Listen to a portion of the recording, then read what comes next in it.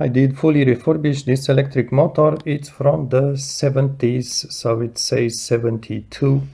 It's from a saving machine, and I did lubricate it. I did clean the commutator, just put it back in place. I'll explain a few tips in a moment. I do have a voltage, actually a current regulator. It's a pedal. I'm going to test two things. Slow speed. For saving machines, slow speed is very important because you want that needle to come slowly up and down at some moments.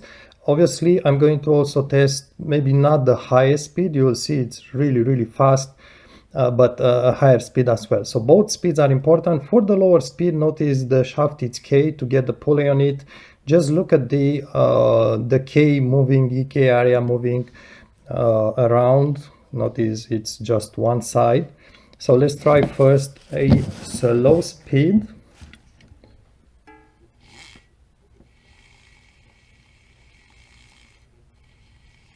So this is very slow, and I want to mention that there is a small pulley that has a belt, and the belt goes, we call that hand well, which is a much larger pulley. I don't know what the rate between the two pulleys. I would say perhaps 1 to 10. So the actual machine needle will move really slow for these slow speeds on the shaft itself. So let's just try again slow speed.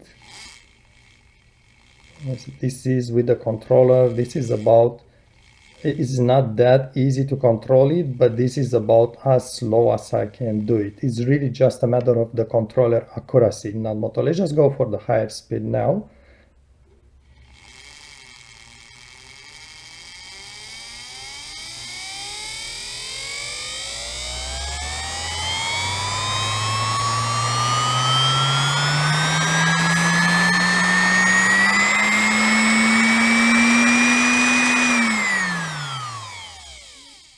That was about the highest speed. I was pushing the pedal all the way down.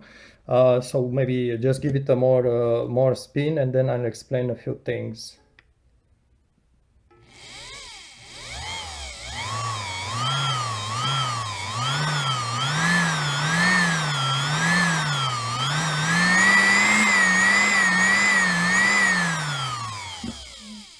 I think the sound gives you a very good idea how fast this thing can spin.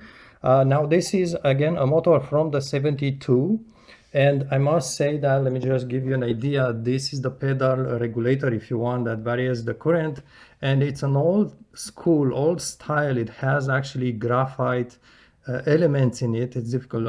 I'm not sure how it really works, passing the current through like small graphite cells or something like this. That's how it does vary the current. Now, like I said, I did open the case. I do have videos. Just check the playlist. I think it's 4 videos into that playlist. And I did this one. The unit has bushings. Bushings mean, so there is no ball bearings. It's really like just a metal sleeve. The shaft sits on the metal sleeve at the front. On the rear, a second one. Also, there's kind of small fiber washers at front and rear.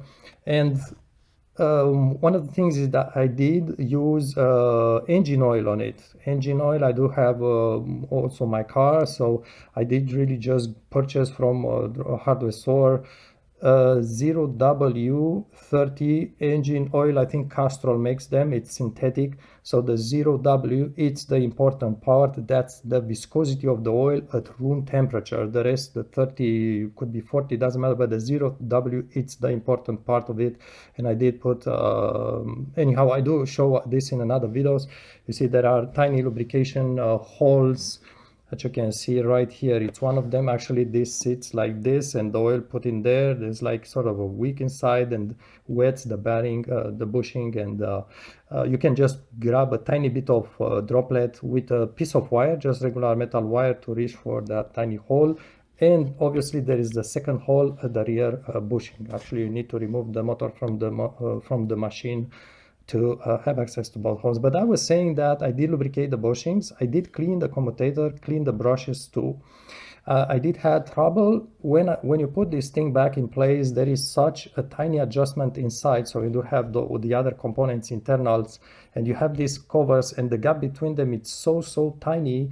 What happened is that I have that, I don't know exactly the name, is like a big chunk of metal at the end here that kind of has layers of plate metal, and that one didn't want to go all the way in. And if that doesn't happen, when you just put those two locking screw nuts in place and you try to spin the shaft by hand with your fingers without powering, you will notice that the shaft kind of gets seized or even stuck in there. It doesn't really spin that easily by hand.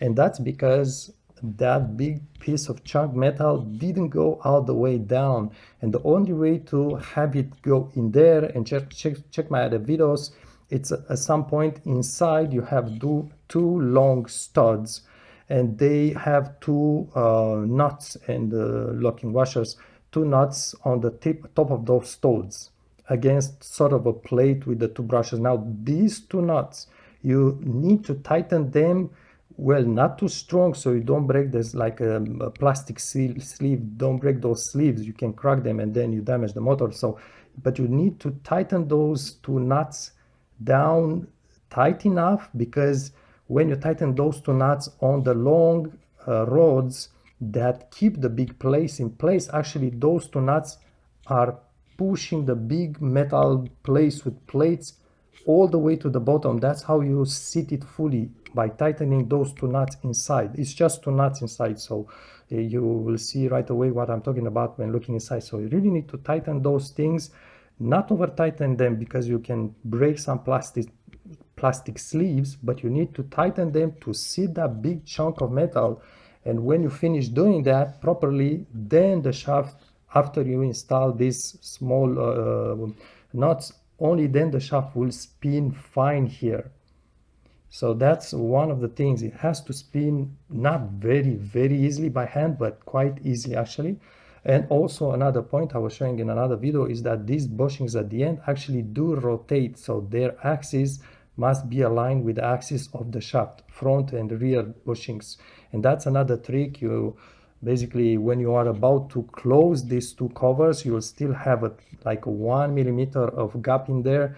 You need to look all around and see if that gap is uniform, the same gap all around. Otherwise you need to kind of rotate the covers against each other. It's a bit tricky, that part, I must say. Anyhow, so those were the points. Also, I do explain how to put the brushes back on the back inside the motor. Basically, you want to clean all kind of oil before sliding the brushes back in place. And you will have, so when you put the brushes part, you will have this cover off. The big chunk of metal sits at the bottom, and you will come with the brushes on top. You try to split with your fingers the two brushes, they have springs, and just slide them and let them go against the shaft first, and then lower them, keep lower them. And when they arrive at the commutator part, the part with copper on it, you split them again, you engage them on the commutator. But what's very important is that this shaft, because you may try this several times and you oil the bushing, so this shaft may have oil on it, and those brushes, if they touch the shaft, they grab oil on their surface, they put oil on commutator. That is bad. That oil is going to cook on the commutator, darken it, and reduce the current transfer at the surface of commutator.